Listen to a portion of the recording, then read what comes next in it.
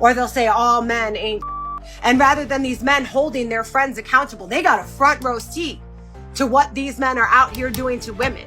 And instead of being like, stop it, what the you're disgusting, I'm not going to be friends with somebody like you. They're like, all women go after the same 10%. It's women's fault for being preyed on, manipulated, and lied to. They're blaming the victim. If nothing else, this woman is super passionate about the state of the world today, and she's got a lot to say about the top 10% of men and how they're ruining the game for everyone. Before we jump into this hot topic, do me a favor and hit that like and subscribe button because it really works wonders for the channel. And with that out of the way, we can get into the mess. Y'all ever heard any of these red pill podcasters or these nice guys, finish last type dudes hop on the internet and complain that all women go for the same 10% of men?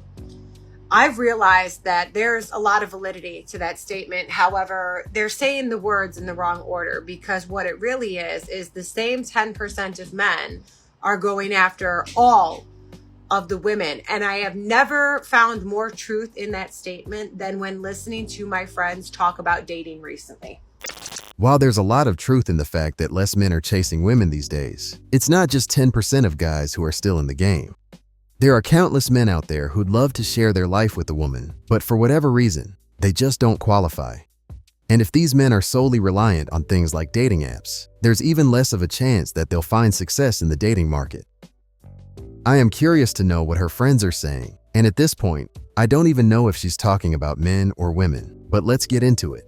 The one common denominator I hear in all of my friends' stories when it comes to their significant other cheating is that it's not just about cheating. It's not a matter of like impulse control where he just ran across a beautiful woman and couldn't help himself or slid in somebody's DM. It's that these men are actively pursuing the same type of relationship with multiple women at one time. And what do I mean by that, right? These men are telling every woman the exact same story.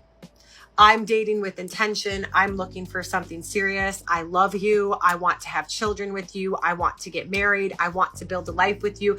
They're even looking at houses with these women or actively trying to impregnate them. But none of them have any intention of building a life with any of the women that they're saying this to. So far, I don't really see what this has to do with the whole thing about only 10% of the men out there chasing all the women. But let's give her some more time. Maybe she'll get to it. And that's crazy to me because this isn't just a one-off scenario or something I've seen with one guy. The last guy I called the Tinder swindler, he was doing this to me and another woman out of state and his wife that he was separated from. My friend is going through this with her boyfriend who actively has two other women that think they are his girlfriend and that they're in love and that they're trying to conceive a baby. I have another friend who just ended a 7-year relationship with a man who she caught cheating on her with 2 different women at her place of employment. One of which who is actively trying to conceive a child by him. The only thing that I'm getting from these cheating stories is that these men are desirable enough and have enough game to get chicks into bed. And since all these women are craving the same dudes, it only proves the point that a lot of women are chasing or want the same type of man, which is why these guys are able to get around so easily. And let's just be candid here, right? Let's speak no holds bar. I am in the dating demographic of 35 to 45. That's mine and my friends' age groups who keep experiencing this issue. So men operating in this dating demographic already know that women are serious about getting serious. And rightfully so, because we are at the age where we should be settling down. And there is a certain air of desperation when it comes to women this age, because society is constantly telling us nobody's going to want you. Even though that may be what she's hearing from society, there's a very legitimate reason for it, especially if women in this age bracket want to have children of their own. The thing is, even though women are feeling this pressure to settle down because of how nature works, men don't have to deal with the same time constraints, which is why there's less of an emphasis on men needing to settle down when they hit their mid to late 30s. Saying that, I wouldn't leave it too long before guys decide to have kids, because raising a baby when you're 50 years old and probably don't have much energy doesn't sound all that appealing to me. But let's get back to the video. So this programming seeps into women's subconscious and it makes them believe they have to take whatever it is they can get. And rather than men settling down or just being honest and not wasting these women's precious and limited time, they decide, I'm going to use this desperation to my advantage and I'm going to lie to as many women as humanly possible so I can get away with as much as possible prior to getting caught. And when I get caught, I'm just going to dispose of them and find another group of victims within this demographic, because guess what? Their desperation or their desire to settle down makes them easy prey. And everybody will eat lies when their heart is hungry. And what the fuck am I supposed to do with that? You should do what we're always telling men to do, which is to do as much vetting of this new person in your life as possible. While you won't be able to sniff out all the wolves, you'll probably be able to get a few of them. And a lot of the times, when I've seen women get cheated on, it was obvious upon meeting the guy they were dating that he'd be capable of doing that. But for whatever reason, women don't see or simply choose to ignore these red flags. Ladies, while it's possible for even the nerdiest guys to cheat on you, if you meet a dude who seems very comfortable around women and can make you feel a certain way with ease, you best believe that you won't be the last woman he makes feel that way. So stay on your toes. And it really does just become this cluster mistrust, right? Even though it's only 10% of men doing damage to 70 to 80% of the women, now 70 to 80% of the women are damaged and they don't trust men in general because of this 10% of men. If this small subset of men are doing all this damage, why don't women take a step back, look at what they've been doing and the kind of men they've been chasing, and do something different? I'm not gonna sit here and pretend like I know what it's like to be a woman, but sometimes I can't figure out why they can't suss some of these guys out from day one, since their intuitions are meant to be so high. Or the 90% of men that are actually good are afraid to go after these women because they know that these women don't trust men, or they're damaged by that 10% of men, or their time is being occupied by the 10% of men dating 90% of the women, and nobody is holding these men accountable. Not even women. Then stop chasing the same type of dude. How many times do we have to say it? Women will find out that that man ain't and rather than holding him accountable, they'll sink their teeth in and compete with other women for him. Now this part, I will fully agree with her on. And I can bet you any money that when these women see that other women want the guy they're interested in, they want him even more. But you guys already know that. Or they'll say all men ain't. And rather than these men holding their friends accountable, they got a front row seat to what these men are out here doing to women. And instead of being like, stop it. What the fuck?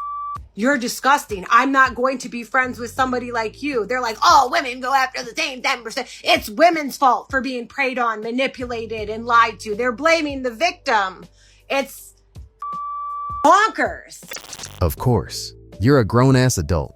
I'm not here to police people's relationships, so unless someone I know has done something truly messed up, and you guys know what I'm talking about, it's none of my business. If a woman is chatting with a guy and she knows that there's a good chance that he's not going to want anything serious, it's on her to protect herself, not anyone else. Also, if I had a friend who was clapping cheeks left, right, and center, do you think he's going to change his ways just because someone tells him it's not a good thing to do? Of course he's not, because just like the women he's choosing to deal with, he's a grown-ass adult and will continue to live his life however he wants.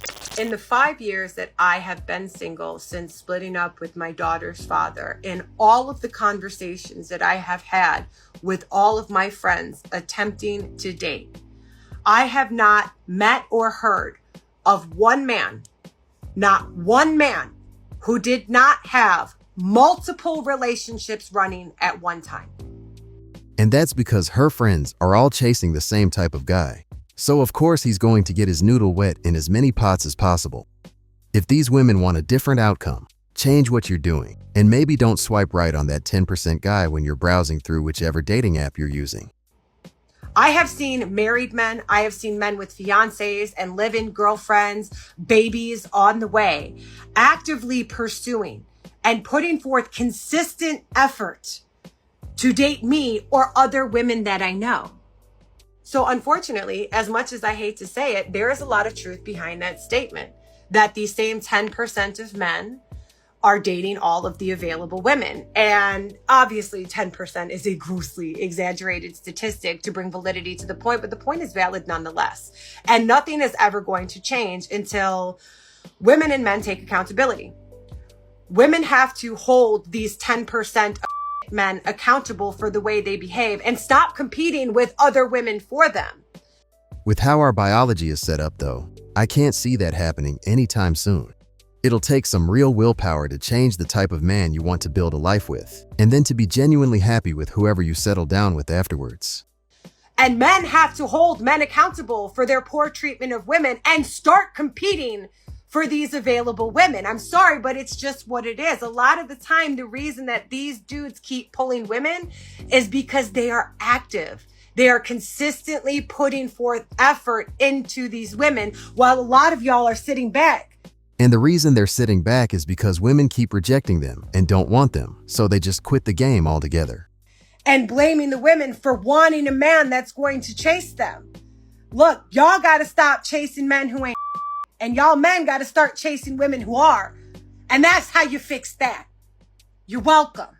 While I was a bit confused with what angle she was going to come at this from in the beginning, she's not totally wrong.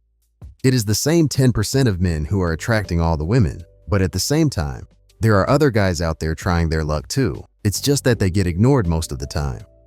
If women want a better outcome when it comes to their dating life, they're gonna have to switch things up, which might involve them making a move on that shy guy who might never have the courage to talk to them. The dating game has changed a lot, so it only makes sense that women change their approach if they want to have more control over the situations they land themselves in. But what do you guys think? Let me know your thoughts down in the comments.